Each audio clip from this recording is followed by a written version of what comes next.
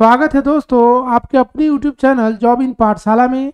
NCERT सामान्य विज्ञान महामैराथन श्रृंखला की आज दूसरी कड़ी है, जिसमें हम आपके लिए लाए हैं क्लास 6 का चैप्टर नंबर 4 और 5, जिसमें लगभग 100 क्वेश्चन आज हम वन लाइनर कराएंगे। चौथा चैप्टर है पौधों को जानिए और पांचवा चैप्टर रहेगा शरीर की गति, जिसमें पहला क्वेश्चन है किस रंग के प्रकाश का पौधों द्वारा तीव्र अवशोषण होता है, तो नीले एवं लाल का। प्रकाश संश्लेषण में उत्पाद के रूप में क्या प्राप्त होता है, तो O2। प्रकाश संश्लेषण प्रक्रिया के लिए किसकी उपस्थिति आवश्यक नहीं है, तो ऑक्सीजन की। प्रकाश संश्लेषण प्रक्रिया में CO2 की उपस्थिति जरूरी है, ऑक्सीजन तो श्वसन के लिए उपयोग होता है। प्रकाश संश्लेषण हेतु सर्वाधिक क्रियाशील प्रकाश है, तो लाल प्रकाश, यानी प्रकाश संश्लेषण लाल प्रकाश में सबसे अधिक होता है। दो गांठों के बीच तने का भाग है तो इंटरनोड कहलाता है। नेक्स्ट है एक नोड पर पत्तियों की व्यवस्था है, तो फाइलटैक्सी है। नेक्स्ट क्वेश्चन है कौन पेड़ पौधे की शाखा को बाहर की मिट्टी सहारा देती है जिससे वे टूटते नहीं हैं, तो जड़ें। पौधे का कौन सा भाग पत्ती और जड़ को जोड़ता है, तो तना। जल की बूंदें पत्तियों से जलवाष्प के रूप में निकलती है, इन्हें क्या कहते हैं, तो वाष्पोत्सर्जन। पौधे कौन कौन से होते हैं, तो पौधे शाक को भी पौधा बोला जाता है, झाड़ी को भी और वृक्ष को भी। नेक्स्ट है शाक पौधे की विशेषताएं बताएं, तो हरे और कोमल तने वाले होते हैं। शाक पौधा कैसा होता है, जिसकी लंबाई सबसे कम होती है। झाड़ी पौधा कैसा होता है, जिसकी लंबाई मनुष्य के बराबर होती है, यानी आपके बराबर होती है। पत्ती के चपटे हरे भाग को क्या कहते हैं, तो फलक कहते हैं। पत्ती का वह भाग जिसके द्वारा वह तने से जुड़ी होती है क्या कहलाता है, तो पर्णवृत्त कहलाता है। नेक्स्ट है तने और पत्ती को जल कैसे प्राप्त होता है, यह कार्य करती है, तो जड़ से प्राप्त होता है। कमजोर तने वाले पौधे सीधे खड़े नहीं हो सकते, ये भूमि पर फैल जाते, इन्हें क्या कहते हैं, तो विसर्पी लता कहा जाता है। पत्तियों में सिराओं द्वारा बनाए गए डिजाइन को क्या कहते हैं, तो सिरा विन्यास कहते हैं। पुष्प के केंद्र में स्थित भाग को क्या कहा जाता है, तो स्त्री केसर। छोटे और कोमल पौधे क्या कहलाते हैं, तो शाक कहलाते हैं। नेक्स्ट है जिन पौधे के तने के आधार से शाखाएं निकलती है उसे झाड़ियां कहते हैं। तना पौधे में जल का करता है, तो संवहन करता है। पौधों में वाष्पोत्सर्जन का कार्य किया जाता है, तो पत्तों द्वारा। शलजम चुकंदर किस मूसलाधार का उदाहरण है, तो कुंभी रूपी। विभिन्न फूलों की क्या अलग अलग रंगों की होती है, उन्हें क्या कहते हैं, तो पंखुड़ियां कहते हैं। नेक्स्ट है फूल के कितने भाग होते हैं, तो 4। नेक्स्ट है पत्ते पर रेखित संरचनाएं कहलाती है, तो सिरा। यदि किसी फूल की पंखुड़ियां जुड़ी हो तो उस फूल में और कौन सा भाग जुड़ा होता है, तो स्त्री केसर, यानी पंखुड़ियां है तो स्त्री केसर भी होगी। बीज पुष्प के कौन से भाग से बनता है, तो बीजांड से। नेक्स्ट क्वेश्चन है पौधों में तने का कार्य होता है, तो पानी और खनिज को जड़ों से पत्तियों तक पहुंचाना और भोजन को पौधों के शेष भागों में पहुंचाना और शाखाओं और पत्तों को सहारा देना। नेक्स्ट है जड़ें पौधे को मिट्टी में मजबूती से जमाए रखती है, यानी जकड़ कर रखती है। उन्हें मिट्टी में पौधों का कहाँ जाता है, तो इस फरक कहा जाता है। स्त्री केसर का सबसे निचला और फूला भाग अंडाशय कहलाता है। अंडाशय में छोटी छोटी गोल संरचना दिखाई देती है, इन्हें क्या कहते हैं, तो बीजांड कहते हैं। किन पत्तियों में जालिका रूपी सिरा विन्यास पाया जाता है, तो तुलसी के पत्ती में, धनिया के पत्ती में और गुड़हल के पत्ती में। पुष्प के किस भाग में अंडाशय मिलता है, तो स्त्री केसर में। नेक्स्ट है परागकण किस में पाया जाता है, तो पुंकेसर में। जब प्राथमिक मूल जीवित रहता है और आगे बढ़ता है तो उसे क्या कहते हैं, तो मूसलाधार पौधों में किसका कार्य भूमि से जल और पोषक तत्वों का अवशोषण तथा पौधे को सहारा प्रदान करना है? तो जड़ का। सरसों का पौधा किस जड़ का उदाहरण है? तो मूसला जड़ का।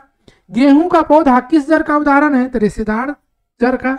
नेक्स्ट है, प्रकाश संश्लेषण में निकलने वाली ऑक्सीजन पौधों की जड़ों द्वारा अवशोषित किससे प्राप्त होता है? तो यह ऑक्सीजन जो निकलता है वह जल से प्राप्त होता है।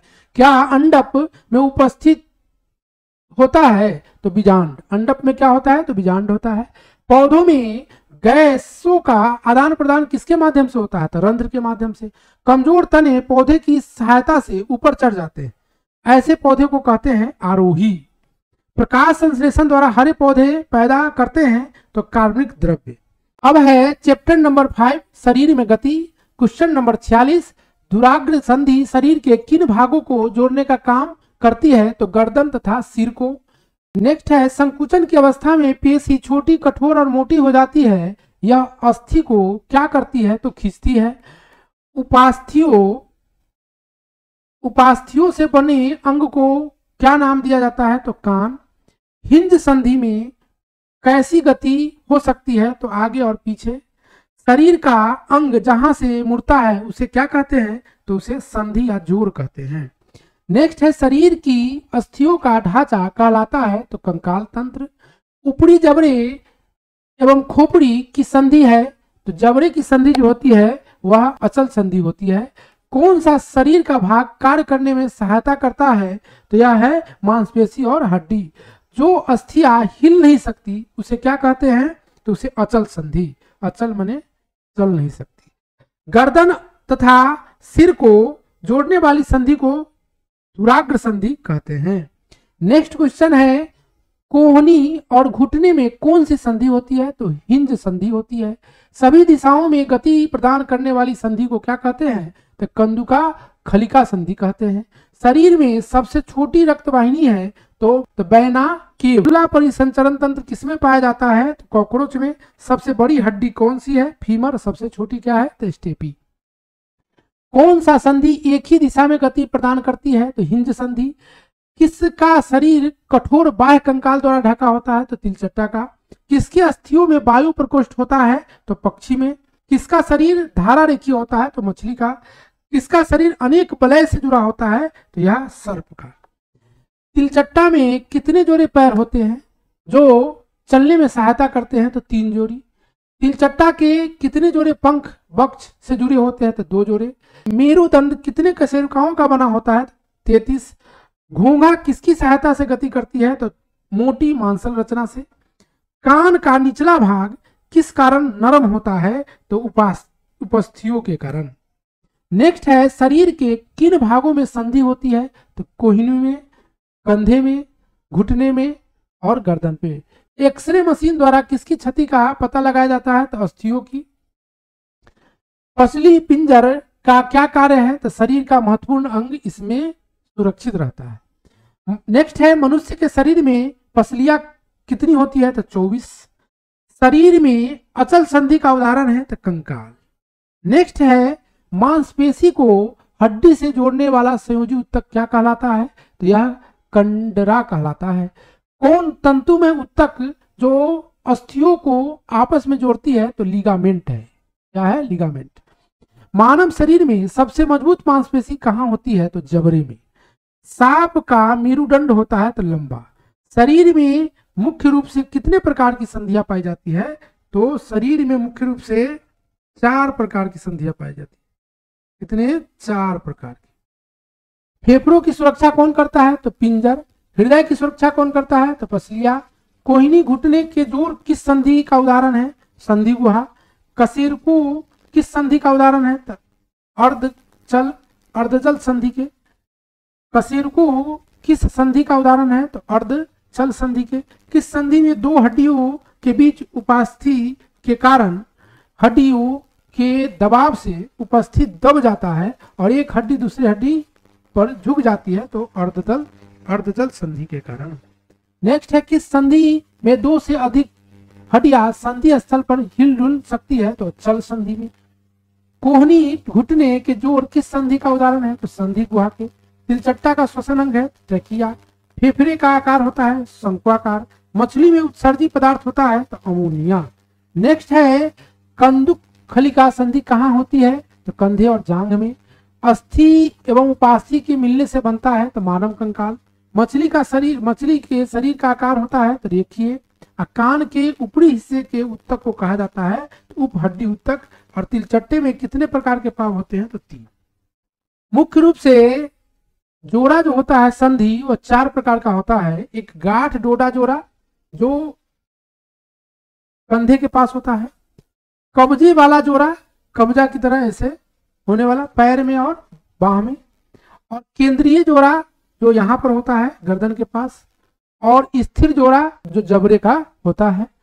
नेक्स्ट जो वीडियो रहेगा, नेक्स्ट जो क्लास होगी वह 6ठा और 7वां चैप्टर एनसीईआरटी 6th का रहेगा।